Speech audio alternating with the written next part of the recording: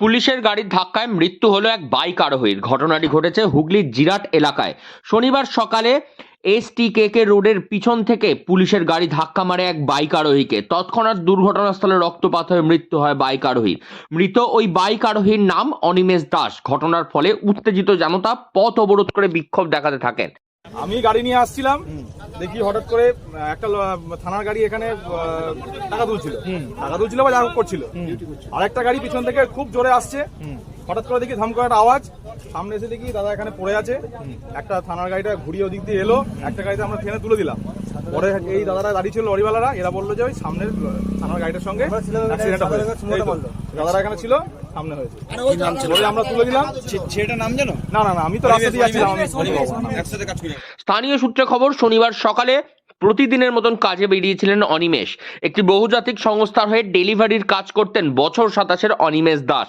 প্রতিদিনের মতন নিজের কাজের ব্যাগ ও বাইকে চড়ে বেরিয়েছিলেন। বড়াগড়ের থেকে জিরাটের দিকে যাচ্ছিলেন ডেলিভারি করার উদ্দেশ্যে। সেই সময় জিরাটের হাজরাপাড়ার কাছে পিছন থেকে একটি পুলিশের গাড়ি এসে সজোরে ধাক্কা মারে অনিমেষের বাইকে। ঘটনাস্থলেই মৃত্যু হয় অনিমেষের। স্থানীয় বাসিন্দাদের অভিযোগ, পুলিশের গাড়ি ধাক্কা মারার পর নিজেদের থেকে দোষ এড়াতে তারা ঘটনাস্থল থেকে পালিয়ে যায়, এমনকি অন্য গাড়ি ধাক্কা মেরেছে বলে দোষারোপ করার চেষ্টা করে। তবে প্রত্যক্ষদর্শীরা ঘটনাস্থলে মৃতদেহ আটকে রেখে অবরোধ ও বিক্ষোভ করতে শুরু করে। ওর পুলিশ গাড়িটা আমার গাড়ি থেকে ওভারটেক করে ঢুকলো, তারপরে শুনলাম কি মেরে দিয়েছে।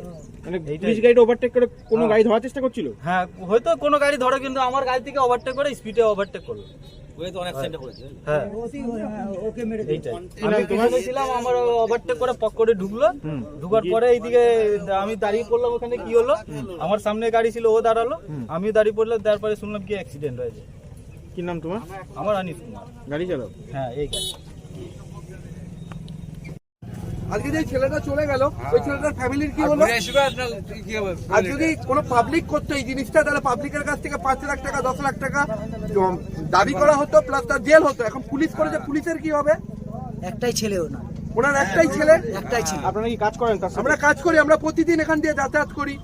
একটা মানুষের জীবনের দাম দিতে পারবে কেউ? তার মায়ের কি অবস্থা এখন হবে? আমি চাই এই পুলিশ যে করেছে, যে অ্যাক্সিডেন্টটা করেছে, ওই পুলিশ ভ্যানে যারা যারা ছিল প্রত্যেকের যেন ন্যায্য বিচার হয়, এটা হওয়া উচিত। পরবর্তীতে আবারও পুলিশ এসে মৃতদেহ নিয়ে হাসপাতালে নিয়ে যায় এবং বিক্ষোভ সরিয়ে দেয়। পরবর্তীতে ঘটনাস্থলে আসেন হুগলি গ্রামীণ পুলিশের ডিএসপি ক্রাইম দেবদয়াল কুন্ডু। তিনি বলেন, পুলিশের গাড়ির ধাক্কায় যুবকের মৃত্যু হয়েছে। যা ঘটেছে তা খুবই দুঃখজনক। তিনি আশ্বাস দেন, আইন মোতাবেক ব্যবস্থা নেওয়া হবে এবং যা আইনের আওতায় পড়বে সেই অনুযায়ী কাজ করা হবে। আজ শহরে দুঃখজনক ঘটনা ঘটে গেছে। একটা অ্যাক্সিডেন্ট হয়েছে, পুলিশেরই গাড়ি অ্যাক্সিডেন্ট করেছে। আমরা আইন মোতাবেক যা যা আছে করণীয় সেগুলি আমরা সমস্ত কিছু করবো। কি ব্যবস্থা নেওয়া হবে? তো আমাদের যা আইন আছে সেই আইনের মোতাবেকই আমরা তার ব্যবস্থা করবো। অভিযোগ থেকে কি অ্যারেস্ট করা হবে? অবশ্যই আইন মোতাবেক যা যা আছে সেগুলো আমরা সব কিছুই করবো। ঘটনার পর থেকেই গভীর শোকের ছায়া অনিমেষের পরিবার পরিজনের মধ্যে। চোখের জলে ভাসাচ্ছে অনিমেষের পরিবারের লোকজন। এখন দেখার, পুলিশের ধাক্কায় প্রাণ হারানো এই অনিমেষ ছেলেটির পরিবারের লোকজন আদেও ন্যায় বিচার পায় কিনা সেই দিকে। যদিও পুলিশ আশ্বাস দিয়েছে আইন কাজ করবে আইনের মোতাবেক। হুগলি থেকে রাহি হালদার, লোকাল 18 বাংলা।